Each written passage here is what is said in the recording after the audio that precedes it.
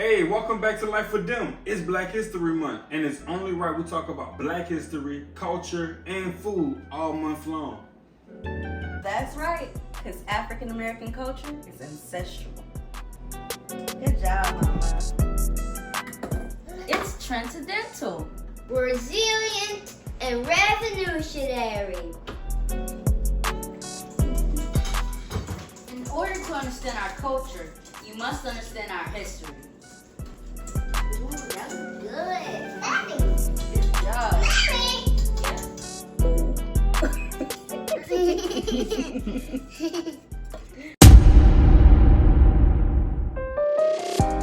Today's Black History dish is fried fish in honor of the Maroons. Special thanks to Chef Man for sending us their jumbo deep fries so we can fry our fish evenly and in half the time. This 4.5 liter fryer is equipped with an adjustable timer and temperature to take the guesswork out of frying. Check out the link in our description to get the deep fryer you need.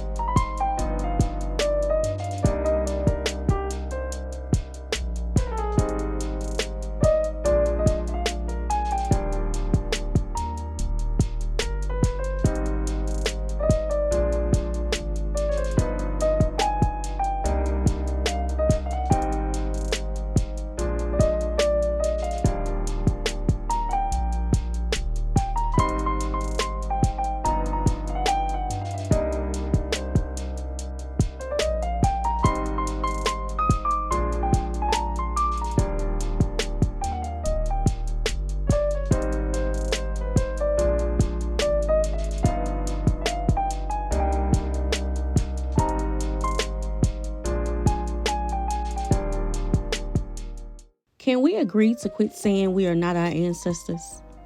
I'm guilty of saying it a time or two, but when you know better, you do better.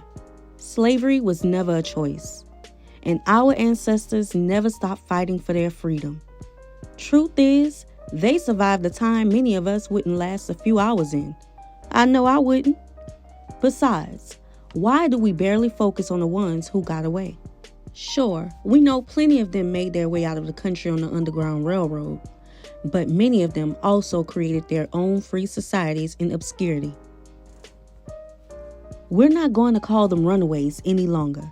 We're going to call them who they were, Maroons, our fierce, self-liberated ancestors. They were known to shield themselves in geological secluded regions. The most notable Maroon communities of the U.S. existed in the Great Dismal Swamp and in the river system of New Orleans, Louisiana. The Maroons of New Orleans were a group of nearly 50 people under the leadership of John St. Malo.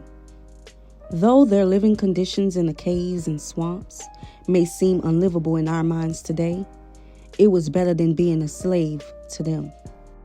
They survived by living off the land and with the assistance of Native Americans and those who were still enslaved on the plantations. They even found work in the lumber industry.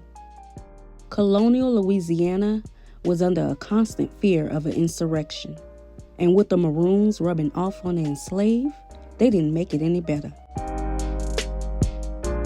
After several attempts, they recaptured the Maroons, and John St. Malo was hung in front of the cathedral. Though this is how the Maroons of New Orleans' story ended, they never stopped fighting for their freedom, and many American Maroons survived even after the Civil War. Some even made it out of the country. Their descendants are still alive to tell their stories.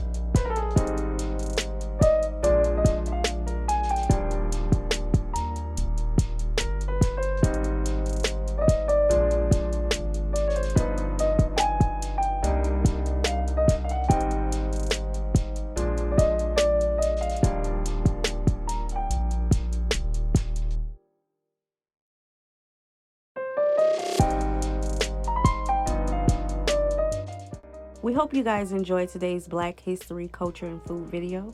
We'll see you on the next one.